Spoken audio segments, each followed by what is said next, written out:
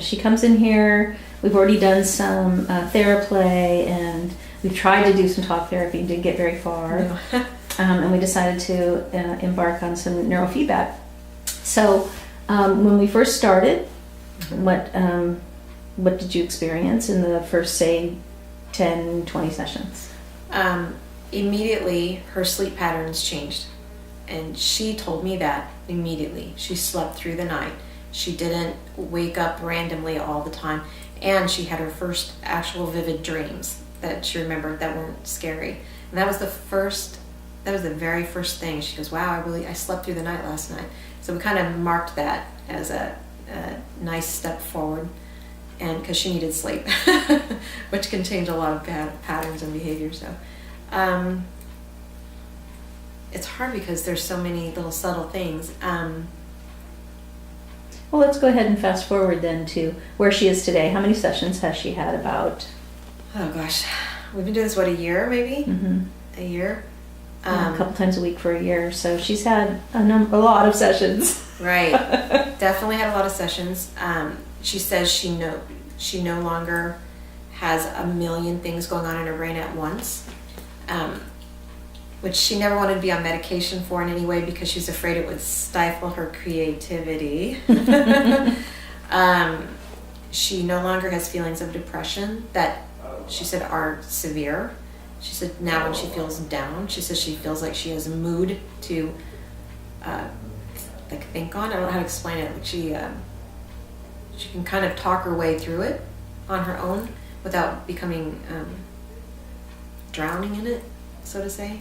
I definitely see that she's able to control her moods better and feels them more realistically, I think. She used to be continuously happy.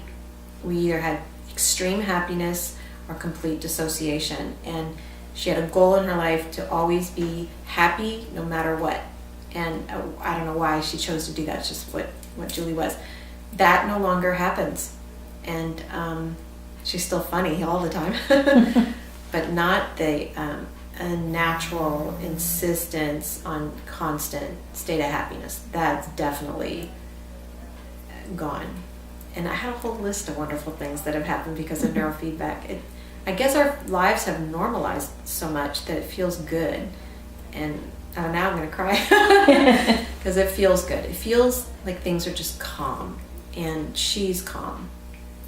Yeah. And how about that dissociative experience where she would regress and regress and regress? How is that today? Gone. I think one or two times when she's been really stressed out, and this is a stressful time because of college applications, and she had all those SAT tests going on and all that stuff. One or two times I caught her getting hyper, and then I get in a knot because I think, oh, here we go. But it was short-lived. It was maybe 20 seconds of just that little bit of hyperness, and then she'd snap out of it. And the biggest thing that I think we can congratulate neurofeedback for is that she no longer stares in silence with her brain just frozen.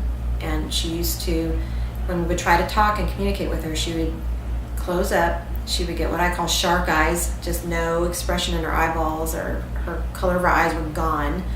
And she would rub the bottom of her shoe like this repeatedly until her knuckles bled. And just a distractive sort of thing she would do to take herself out of the situation. And we have not had that one time. Oh, now I'm gonna get all choked up. Yeah, it's a big deal, huh? It's a really big deal. Yeah. It changed her life. It changed her life. She talks. For the first time she talks. And she now hugs me. Sorry. No, I don't be sorry. I know those are She comes up to me before when I would touch her, she would be repulsed by it and just would recoil. And if she wanted to touch me, it would have to be on her terms. And when she touched me, it was always too hard. It was always to almost passive-aggressively hurt me. And now when we need to look at something for school, like a piece of paper, she jumps off the couch, runs behind me, puts her face next to my face and we look at it together. And I know it's genuine. I don't think she doesn't mean it anymore. She's okay with being touched and hugged. My husband tackled her last night on the couch and it was hilarious. And she did no more recoiling from being touched. And she started to say, I love you, for the first time in her life to me.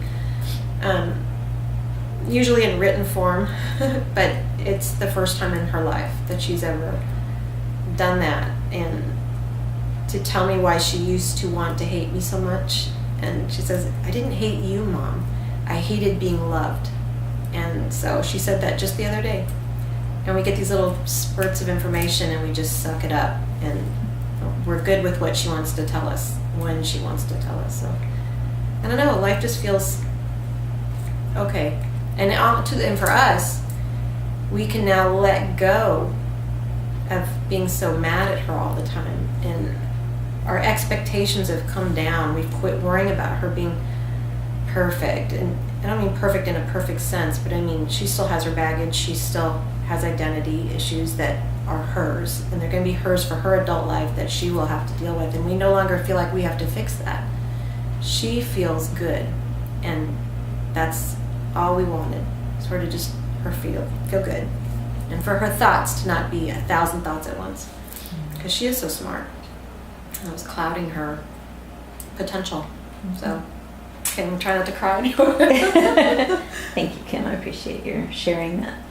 It's important. It's important for other people to hear that It's important. this brain paint can actually find parts of a child that have been lost and integrate pieces of personality and bring forward the child that's in there that's just never been able to speak. I feel like the switch has been turned off in there that was keeping her in a self-protection mode. And I can't say she's cured because she's not. She still has her baggage she's going to carry for the rest of her life that she'll grow out of or into and be able to deal with more. But the brain paint has allowed her brain to stop being in constant mode, in a constant state of motion. And she can now sort through things in kind of a more organized fashion. And I know she communicates better with teachers and with her peers. And one teacher came up to her just the other day and wrapped his arm around her and he goes, I'm going to tell you something that's going to embarrass you. And she said, what? And he goes, you're just the most brilliant student I've ever had. So if she were hyper still and being a distraction, I don't think the teacher would see the brilliant Julie. I think they would still be focused on this kid who's just so hyper. So she's benefited from it in a million ways we will never probably know. But our life is better.